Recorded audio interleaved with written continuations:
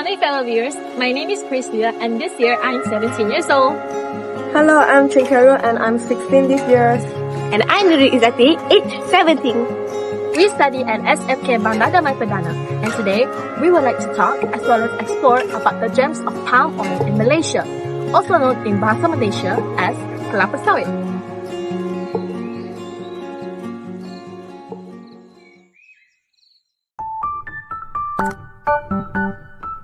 Carol, what is palm oil? Well, palm oil is an edible vegetable oil derived from the mesocrop inside the fruit of oil palms. Oh, interesting. Then, when was palm oil discovered in Malaysia? Excellent question. Palm oil were introduced to British Malaya by the British government in early 1870s. I see. I'm wondering if Malaysia is the largest producer of palm oil. To clear up your confusion, Malaysia is the second largest producer of palm oil globally after Indonesia. Oh wow, that's quite impressive. Thank you for all of the knowledge, human Wikipedia.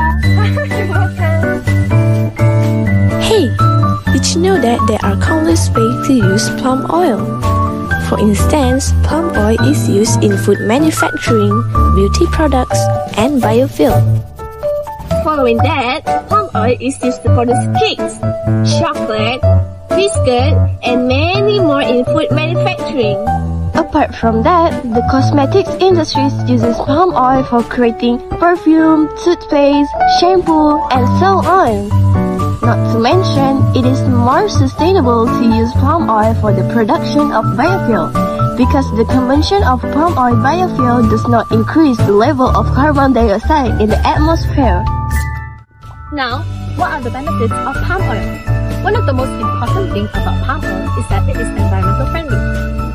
In other words, when the palm oil is produced sustainably, the palm oil industry does not pose a threat to our breathtaking natural treasures, because the plantations is a positive element in the local agroecological system.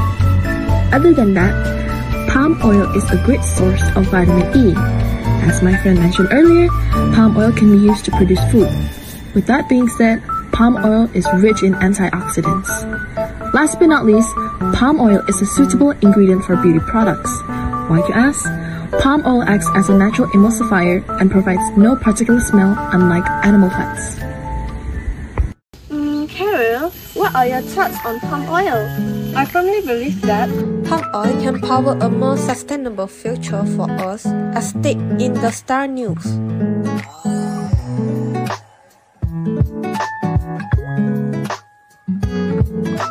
What do you think, Izzati? I couldn't agree more. I also think Malaysian palm oil plays a key role in global food security as written in the Business Time News. Wow, the gems of palm oil in Malaysia has definitely caught my attention. I hope you viewers are well informed about this important topic. All in all, Malaysians should support sustainable palm oil to promote environmentally green products. I hope you get to learn something new for today. That's all from me and my friend to you. Thank you for watching.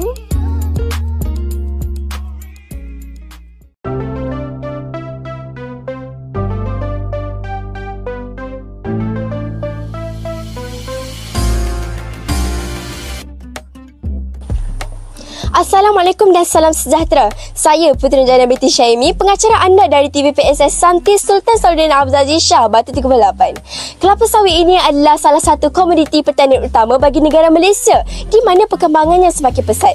Selain pengeluaran dan permintaan minyak kelapa sawit yang tinggi, hasil sampingan kelapa sawit ini juga semakin meningkat.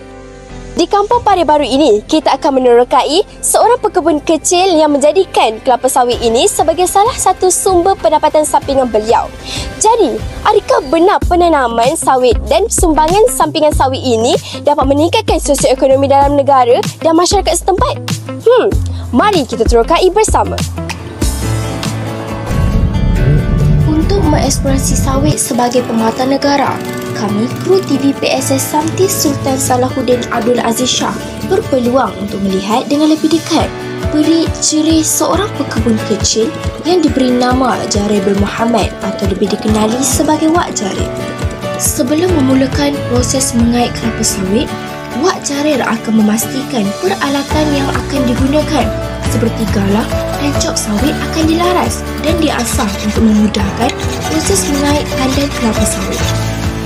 Setandan kelapa sawit berharga sekitar RM15 hingga RM20 mengikut saiz dan nilai pasaran semasa.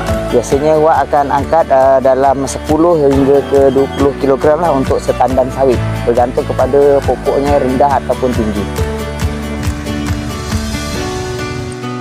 Wak, ini yang Wak cakap berat setandan kelapa sawit 20 kg? Ya. Oh, berat tu. Berat Kita sangat. gunakan alat ni untuk angkat kelapa sawit ke kereta sorong. Baik, saya cuba ya. Bismillahirrahmanirrahim. Lagi mudah ya, Wak? Ya, betul. Sektor perladangan kelapa sawit ini memainkan peranan yang amat penting dalam pertumbuhan ekonomi negara. Ianya membuka peluang pekerjaan dan sumber pendapatan bukan sahaja kepada pekebun seperti Wak Jarir, bahkan seluruh pekebun kecil di pelosok kampung dan desa.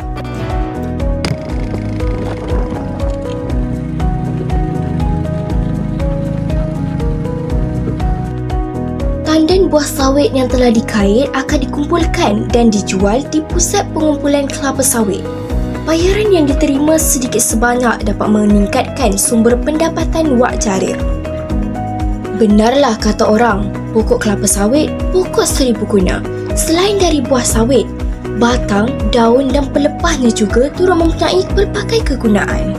Pelepah kelapa sawit boleh dijadikan bahan makanan untuk haiwan ternakan dan batangnya pula boleh dijadikan sebagai perabot dan baja. Manakala daun pokok kelapa sawit pula boleh dijadikan sebagai lidi penyapu. Ramai yang tidak mengetahui bahawa buah sawit ini juga boleh digoreng dan dijadikan snack untuk dimakan seperti sirih sawit dan bingka sawit.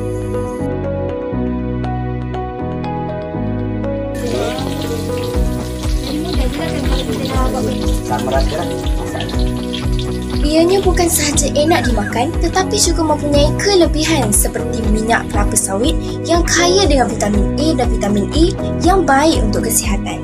Dengan itu, sirih sawit dan bingka sawit ini dapat dihidangkan untuk dinikmati bersama seisi keluarga. Kelapa sawit menjadi pemangkin bagi pendapatan sosioekonomi negara kerana ia mempunyai banyak kelebihan itu sendiri. Dengan mengaplikasikan almasi menjadi ini, negara akan menjadi lebih maju, terkenal, seterusnya dapat menunjukkan Malaysia di mata dunia. Ada kelapa sawit di kebun kita. Buahnya segar, merah merona. Kelapa sawit komoditi utama. Hasilkan pendapatan luar biasa. Sekian, itu sahaja dari Buletin Samti. Assalamualaikum dan bye. Industri minyak sawit berdiri sebagai batu asas kepada kejayaan ekonomi Malaysia, telah menyumbang secara signifikan kepada KDNK negara kita dan menekuk kehidupan berjuta-juta individu. Sebagai pengeluar dan pengeksport minyak sawit kedua terbesar di dunia, industri ini menyumbang hampir 38% daripada keluaran pertanian kita.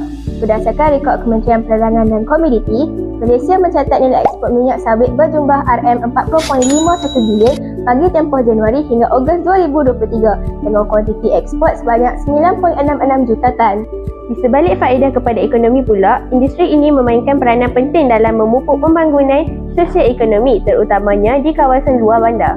Hal ini kerana industri sawit telah memberikan peluang pekerjaan dan manfaat hampir 1 juta orang secara keseluruhan sama ada aktiviti pada peringkat huluan maupun hiliran termasuk petani, pekebun kecil, pemasaran, perdagangan domestik dan antarabangsa. Pekerja-pekerja industri sawit memperoleh pendapat yang diperlukan untuk menampung kehidupan mereka. Pendapat ini memberikan kesan positif terhadap taraf hidup dan kesejahteraan komuniti setempat. Dan tahukah anda, minyak sawit mempunyai nisbah asid lemak yang seimbang, iaitu terdiri daripada 50% lemak tepung asid palmitik dan asid stearik dan 50% lemak tak tepung asid oleik dan asid linoleik atau masing-masing dikenali sebagai asid lemak omega 9 dan omega 6. Tambahan lagi, minyak sawit mengandungi banyak fitonutrien yang menyihatkan seperti tocotrienol, vitamin E, provitamin A, fitosterol dan lain-lain lagi. Ini adalah antioksidan yang berkesan dan boleh membantu dalam pencegahan penyakit. Pertama sekali, minyak kelapa sawit dapat membantu memberikan tenaga dan meningkatkan penyerapan nutrisi yang larut dalam lemak seperti vitamin A, D dan E kerana ia kaya dengan lemak. Ia juga dapat membantu meningkatkan sistem imun badan dan menjaga kesihatan tulang, mata, mulut, paru-paru, kulit dan hati. Kedua, boleh membantu menurunkan paras kolesterol yang boleh mengakibatkan risiko tekanan darah tinggi sehingga dapat mencegah aterosklerosis pada pembuluh darah dan serangan strok. Ketiga, minyak kelapa sawit mempunyai kandungan tocopherol yang tinggi iaitu sejenis vitamin A antioksidan semula jadi. Antioksidan adalah sebahagian definisi yang dapat mencegah kanser dengan menetralkan radikal bebas dan sangat bermanfaat untuk diamalkan bagi mencegah kanser. Keempat, antioksidan pada kelapa sawit juga bermanfaat untuk membantu mencegah degenerasi saraf dengan menghentikan radikal bebas yang merosakkan otak dan jaringan saraf, juga meningkatkan peredaran darah ke otak bagi mengelakkan punca penyakit otak seperti demensia, Alzheimer, Parkinson dan penyakit mental yang lain. Tuntasnya, sawit merupakan anugerah Tuhan yang cukup istimewa dengan pelbagai kelebihan yang banyak menyumbang kepada pertumbuhan negara dari segi sosial dan ekonomi. Boleh dikatakan juga, industri sawit ini bukan sekadar komoditi tetapi turut merupakan nadi masyarakat di seluruh negara kita. Sawit permata negara pemacu sosial ekonomi Malaysia.